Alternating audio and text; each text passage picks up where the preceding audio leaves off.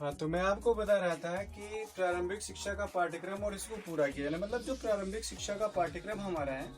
इसे हम पूरा करें और समय रहते पूरा करें ताकि बच्चों का नुकसान बिल्कुल भी ना हो पाए। ये अध्याय 5 में बताया गया जो आपका था, right to free and compulsory education for child act 2009 जो था, उसमें आपका ये अध्याय 5 में बताया गया कि प्रारंभिक शिक्षा का पाठ्यक्रम और इसे समय रहते पूरा किया जाना चाहिए। और पाठ्यक्रम में जो चीज़ों का समावेश करना है उसके बारे में भी बताया गया कि किन किन चीज़ों का समावेश करना है ताकि उनका शारीरिक, मानसिक, सामाजिक और कुल मिलाकर कह सकते हैं कि बच्चों का सर्वांगीण विकास हो सके। उस परिप्रेक्ष्य में क्या क्या चीज़ें इनके पाठ्यक्रम में समाहित करनी है और इनके पाठ्यक्रम को किस तरह से पूरा किया जाना है समय रहते, इस बारे में चर्चा किया गया था अध्याय 5 में, जो निःशुल्क एवं अनिवार्य बाल शिक्षा का अधिकार अधिनियम 2009 था। उसमें अध्याय 5 में इसी बात की चर्चा की गई। इसके बाद हम बात करेंगे अध्याय 6 की। अध्याय 6 में क्या है कि बाल अधिकारों का संरक्षण।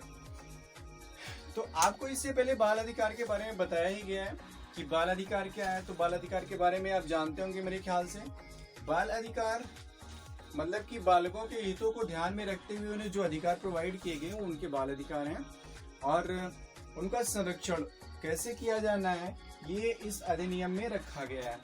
कि उनके संरक्षण में चाहे कोई अधिकारी हो, कर्मचारी हो, सरकारें हो, राज्य सरकारें हो, केंद्र सरकारें हो, अभिभावक हो, सब क्या करेंगे कि बाल हितों को ध्यान में रखते हुए बाल अधिकारों का संरक्षण करेंगे।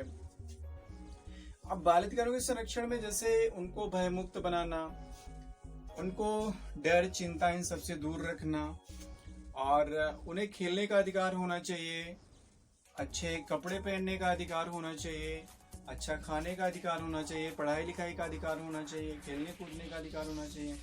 समाज में जाने का अधिकार होना चाहिए, समाज के सभी वर्गों से मिलने का अधिकार होना चाहिए, और इस तरह से मतलब बहुत से अधिकार उनको दिए गए हैं। तो इन अधिकारों को संरक्षित करना चाहिए और इन अधिकारों का संरक्षण करना चाहिए सभी को, वो चाहे शिक्षक हों, अधिकारी हों, राज्य सरकारें हों, केंद्र सरकारें हों या फिर अभिभावक हों, सबको ध्यान में रखना चाहिए कि बाल अधिकारों का संरक्षण हमें करना है।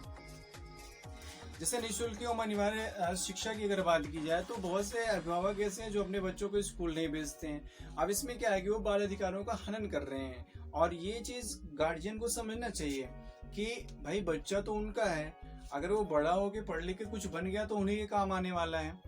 तो इसलिए बच्चे को कतई मतलब किसी भी दृष्टि से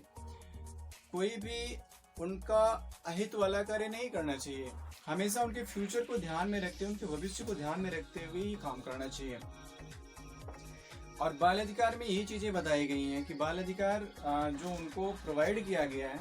बच्चों को जो एक अधिकार प्रदान किया गया है, वो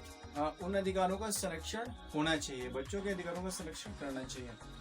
वो किसी भी संस्था के माध्यम से, किसी भी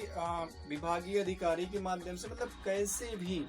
अगर कहीं से भी बच्चों का अहित हो रहा है तो उनको संरक्षण देना चाहिए। इसके बाद अध्याय 7 में अन्य प्रासंगिक बातों की बात की गई। अन्य प्रासंगिक बातों में जो जैसे अभिभावकों से संबंधित या अन्य चीजें, जो भी नई शिक्षा नीतियां आ रही हैं या कुछ नई चीजें जो आ रही हैं, उनमें उनको किस तरह से समाहित किया जाए, या जैसे आज के संदर्भ में बच्चों को किस तरह का एजुकेशन प्रोवाइड किया जाए, क्या लर्निंग प्रोसेस होना चाहिए उनका, इन सबसे संबंधित बातें रखी गई अध्याय 7 में। मतलब ये जो निःशुल्क एवं अनिवार्य बाल शिक्षा का अधिकार अधिनियम 2009 है, इसमें अन्य प्रासंगिक बातों के अंतर्गत बच्चों से संबंधित बहुत सी बातें रखी गई कि आज के समाज में या आज का जो दौर चल रहा है इसमें बच्चों को किस तरह से मोटिव किया जाए, किस तरह से उनको आगे बढ़ने के लिए प्रेरित किया जाए, किस तरह से उसको पढ़ाया जाए, किस तरह से उसकी देखभाल की जाए, और भी अन्य प्रासंगिक बातों को शामिल किया गया है इनमें। तो इस तरह से ये आपका निःशुल्क एवं अनिवार्य बाल शिक्षा का अधिकार अधिनियम समाप्त होता है। और मिलेंगे आपसे नेक्स्ट डे नेक्स्ट क्लास में, तब तक के लिए धन्यवाद।